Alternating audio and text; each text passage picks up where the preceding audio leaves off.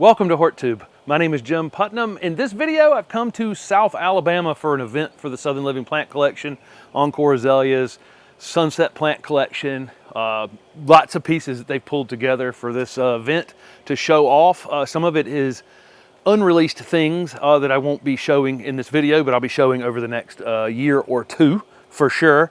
And then a lot of the things that have been in the collection for a while. Some are in my landscape or garden back in Raleigh, North Carolina.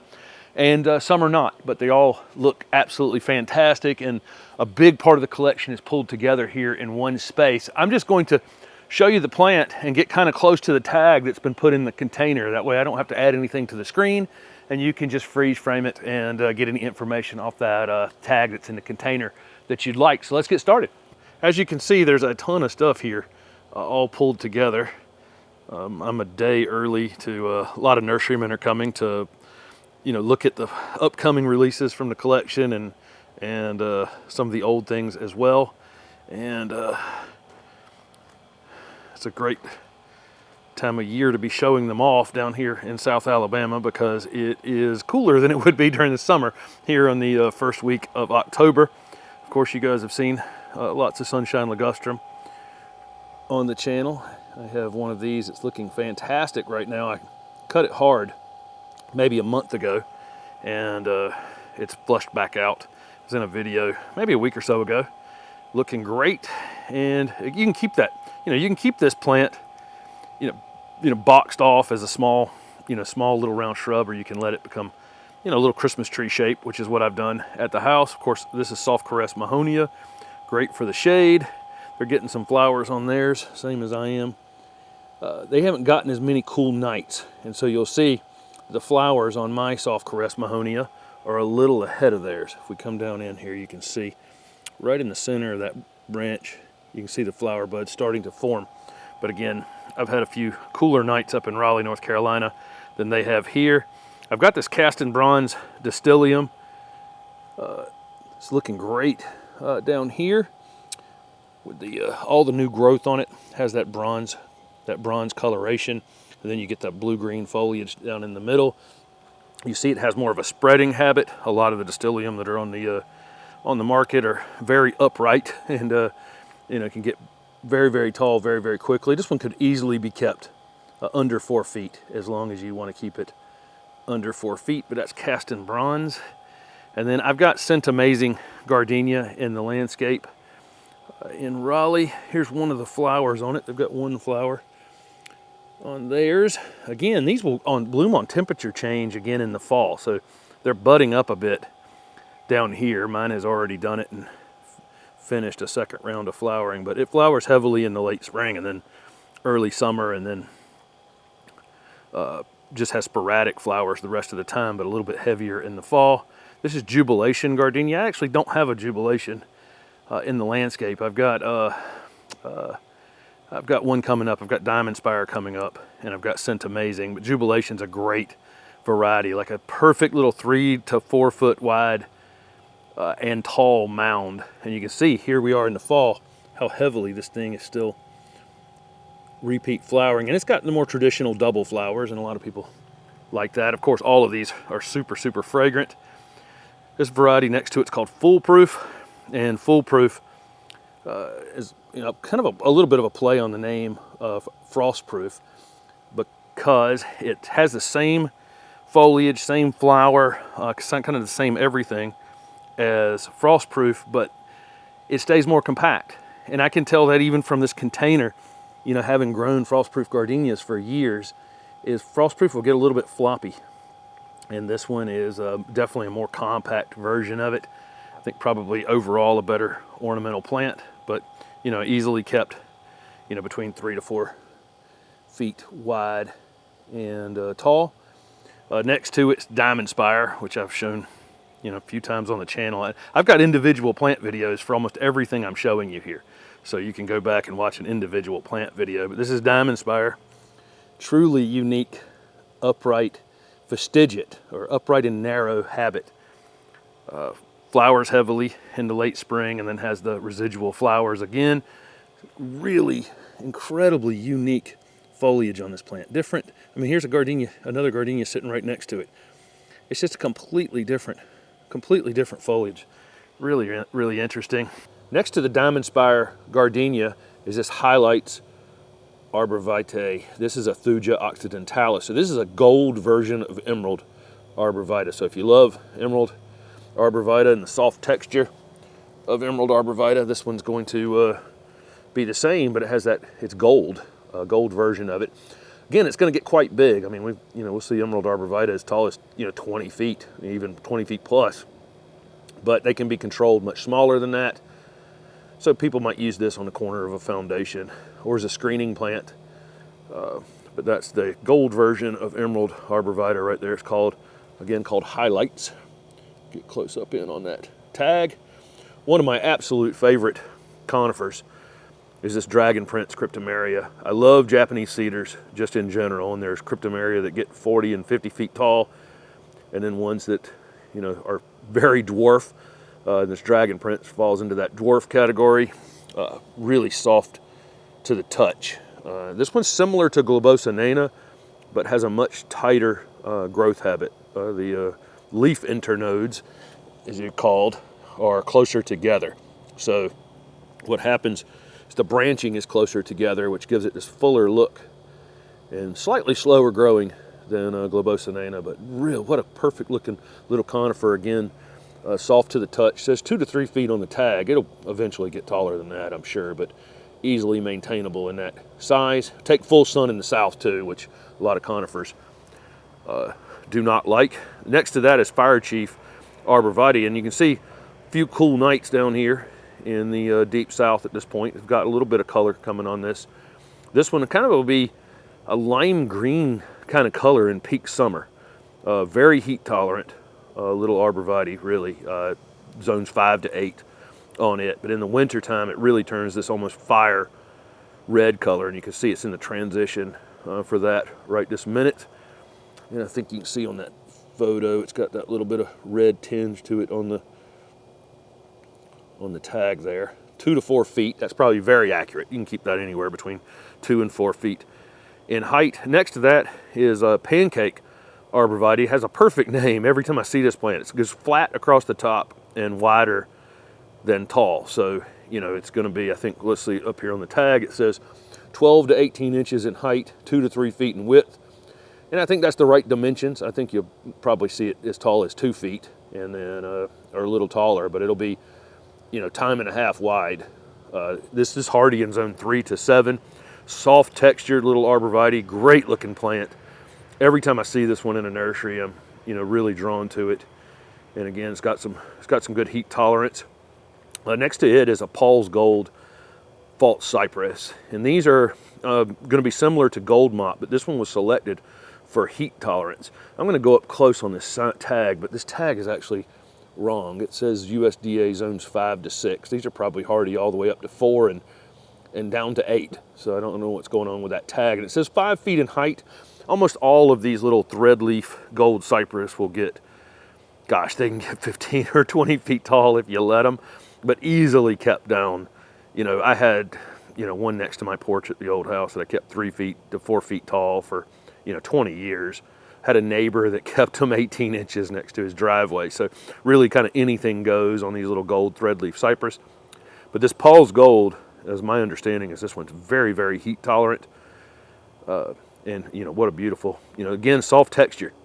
That's one thing about all of these conifers we've seen so far. My shadow's over that, but all of these conifers that we've seen so far, they're all soft textured, including the next one here, which is Forever Goldie Arborvitae. And you're going to think, well, what's the difference between that one and Highlights down there on the other end? That Highlights was a Thuja Oxidantalus, which is our native species of Thuja to the east, and Forever Goldie is actually Thuja plicata, which is the western Arborvitae, and it's actually very, very heat tolerant. I have this one planted on the foundation at the house in full sun. These will get probably 15 or 20 feet tall ultimately, but you can keep them where I've got mine. I'll probably keep it as a little 6 foot tall Christmas tree for the next 20 years. And this is Nightlight Cameosphorus. I just can't say enough about this plant. This was one of the best plants in my entire landscape. And here they are in South Alabama, and there's almost no bleaching on this gold conifer this time of year. So, you know, that's right there. Zones 5 to 8. Again, I've got individual plant videos for a lot of these if you want to search on YouTube for my name, Jim Putnam, and then, you know, any of the plants that I'm showing. Over here is a mood ring Podocarpus. I've got one of these planted on the fence at the house. Mine does not have as much of this great coloration as this one right here does. And the reason for that is mine is in quite a bit of shade. It still gets that, it just doesn't get as much as these are showing off, but what a great looking plant. If you've got an upright, narrow space in the south that you need to screen, this is a, you know, where you just don't have a lot of ground space, that's the perfect plant for that. Roman candle, Potocarpus.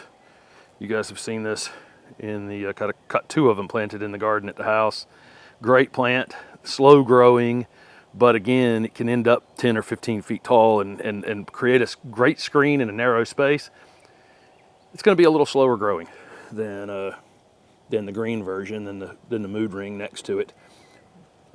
I've got mine in a space. I've got my Roman candle in a place where I'm only going to let it get 4 or 5 feet tall and just prune it from the top, and it'll have more of that shape. That one that's in that 3-gallon right there, slightly wider than tall. You guys have seen golden Oakland holly a few times on the channel. Have one of these in a container in the front garden and one in the ground in the back.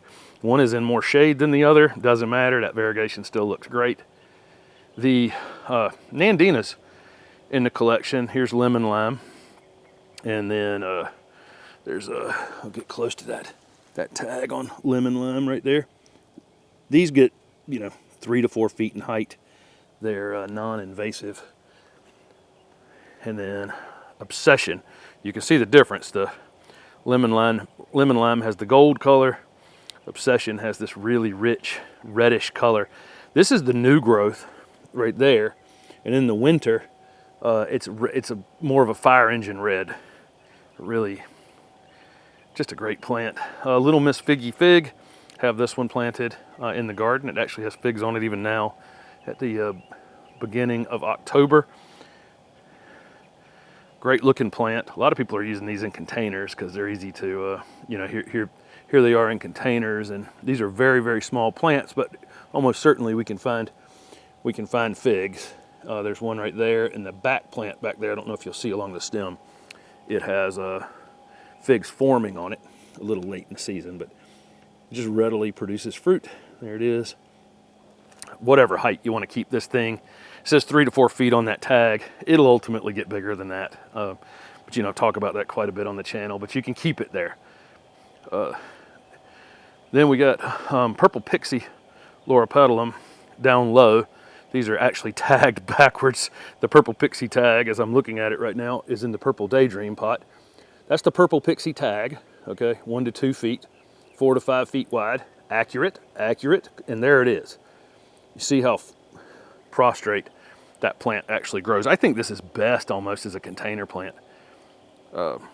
Just a great, it's got that weeping habit. So I've got a neighbor that has these near a retaining wall out at the road, and they've weeped down over the wall.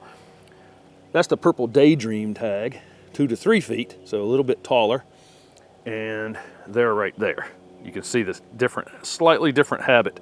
Still a spreading habit on purple Daydream, just like purple Pixie, but purple Pixie's just literally just flat to the ground. And then Everillo Carex. Look how good that Everillo Carex looks next to that purple Pixie Petalum. Amazing. Here's a Screenplay Holly. I've shown this in a screening plant video recently. There's probably about the biggest one I've seen so far in a container. This plant's going to be super, super popular. Very, very fast growing holly that will make your neighbors go away pretty quickly. Here's the tag for that Everillo Carex. Most everybody watching this video can grow this plant, and it stays evergreen through the winter. I cut mine back in the late winter because I think the best foliage is new foliage. So, toward the end of winter, you don't have to, but I do cut it back. And here's that sign for that Screenplay Holly. It's zone 7 to 9 on the tags, but the two hollies this plant is made from. The crosses, the two that were crossed to make this one, are slightly more cold hardy than that. So I'm thinking this is probably going to be zone 6 hardy. Somebody's just going to have to test that to find out if that's true. That was the first row that was set up over here. The next row has a Sunset Plant Collection sign at the back of it. Some of it's in the Sunset Collection container and some of it isn't. And there's overlap. A lot of these things can be, grown out west because they're just more drought tolerant. That's the stuff that ends up in the Sunset Plant Collection. Things that can really kind of take the heat. But a lot of it overlaps. I mean, the abelias that are in the Southern Living Plant Collection, work great, out west as well. So there's some of that, and I would definitely include Agapanthus in that. So you see lots of Agapanthus out in the west, and these are all pretty hardy varieties that I have in my landscape. There's Ever Amethyst in the back, and it's flowering right now, as you can see. It says zone 8 to 11 on them. I'm in zone 7B in Raleigh, and as long as I have spring planted them, they've come back reliably for me. This is Ever White in front of it. Great foliage on that one and flower. This one flowered. It's up against the front fence out at the road. Flowered heavily in the late spring. Flowered a couple times during the summer, and now going into fall, the foliage just looks really, really great on those. And then here's that Skyscraper Cenizio. This is definitely a tropical for me. This is outdoor hardy in like zone 9B. So great plant though, and I can just bring this in as a house plant. I've got one in a container at the house, and I actually found a way to underwater it. I just completely forgot about it for a little while. So this is one of the most drought tolerant plants in the world, but there's a limit to everything, and I found the limit. But it's coming back out of that nicely. There's a cordyline behind it that's zone 8 to 10 as well. And I've had one in a container outside for the, this one's called Charlie Boy. There's a few of these, and then that, this is great looking plant. I've had one in a container. I just brought it up on the porch in the worst of the winter. If it got really, really cold, I'd probably bring it inside, but that cordyline is almost hardy and close enough that I don't have to do a lot of protection to it. There's some Techomeria on this table. This is, these are zone 9 to 11 hardy here in the Sunset Collection. Great looking plants that just bloom literally all summer long. I think there's 4 or 5 varieties in this collection, and I think they've got them all sitting up here. Just look how vivid. Look how vivid those colors are. And they just bloom and bloom and bloom. Almost butterfly bush-like in that regard. You can cut them and they just put on new growth and do it again. And down here's a Plect Tranthus, and I've shown this Plect Tranthus before. I've had it at the house. This is Magic Mona Purple Plect Tranthus. So again, this is another, zone 10, 11. How could people buy annuals that, stay really, really small all season. This Plect Tranthus will do this in a single season as an annual. I think, yes, it's a perennial in zone 10 or 11, but I think these should really be considered for annual growers as well for all summer. All summer long it does that. And of course the pollinators absolutely love them. Here's that pineapple guava. I see it on the table here. And again, it's in that Sunset Plant Collection pot, but it's also in the Southern Living Plant Collection. And I have this one in the garden at the house, and it's going to say, it actually doesn't say on that tag, but definitely zone 8. In my 7B area, I haven't had any problem with this plant at all. Beautiful flowers, beautiful foliage, evergreen. There's a couple Lamandra over here. This is Platinum Beauty, which I've shown before. I probably have a video on the channel for Platinum Beauty Lamandra. It's another one that can be marginally hardy, but I have found that all I have to do is grow it as a container plant in zone 7 and then just bring it up on the porch, on my screen porch. A garage would be adequate as well. And you can just keep them through the winter, put them right back outside.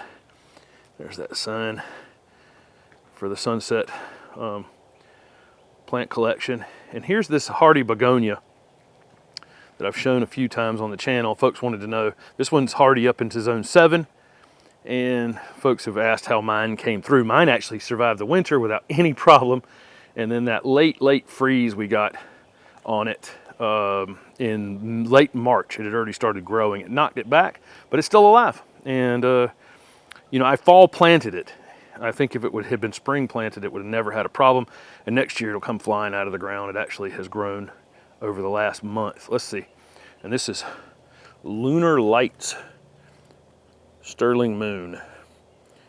You see it's 7 to 9, hardy. And what a beautiful plant. Blooms and blooms. Really the flowers are kind of insignificant compared to that foliage. You see the flowers right there. So it is flowering. It's flowering like crazy, but you don't need the flowers with that going on. Here's this Garden Jewels Gerber a daisy down here on the ground. This is the one I have at the house. It's still blooming as of the 1st of October when I left to come down to South Alabama. It pretty much got started in midsummer and never quit. You know, late spring, early summer, and never quit on me. Great foliage on this plant. Really, really bright, showy flowers. There's several different ones in this collection, this Garden Jewels series. Highly recommend these. I mean, honestly, I have always found these to be a little bit finicky up in my clay soils, and these aren't finicky at all. A couple other colors of the Plect Tranthus on the table right there. There's some dwarf butterfly bushes that I'll tell you more about later. I've got the white version of these in the landscape, and the other ones are going in, and so I want to show these off next year. These are going to be really, really exciting butterfly bush introductions.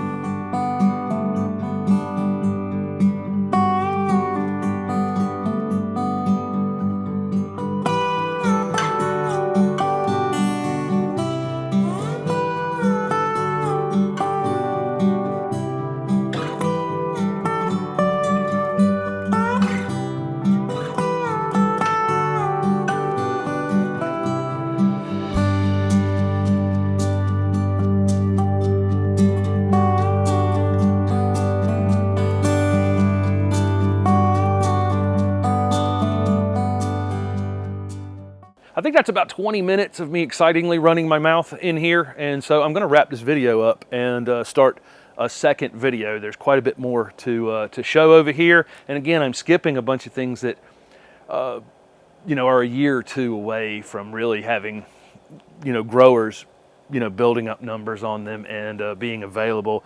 A lot of these, a few of them I actually have in the ground already at the house, and others I'm going to be taking home and getting in the ground so you guys can see, you know, before they, you know, as they're becoming available. I don't want to shoot a video with something that you can't get for 2 years. It doesn't make any, you know, doesn't make a whole lot of sense. But you know, that's the thing about growing plants. You know, I had this at always had this when I was doing retail. You know, as a grower, it was like, well, you know, somebody said, I would say I sold out of those, and they say, well, will you have some more next week? And that's just not the way. That's not the way growing plants works, especially with something that's new, because there's just not a lot of pieces. You know, there's not a lot of pieces available. If you take something like Sunshine Ligustrum that's been on the market for a long time, and there's this many nurseries with them, there's a lot of material that can be rooted from and grown pretty quickly. When you're talking about a new plant where you literally started with one and then you took cuttings on that one and then you had 10, you know, it takes a long time to get to the kind of numbers that, you know, to meet a demand for a new plant, interesting plant, you know, a lot of the things here that I'm seeing. So be on the lookout for part 2. Thanks for watching.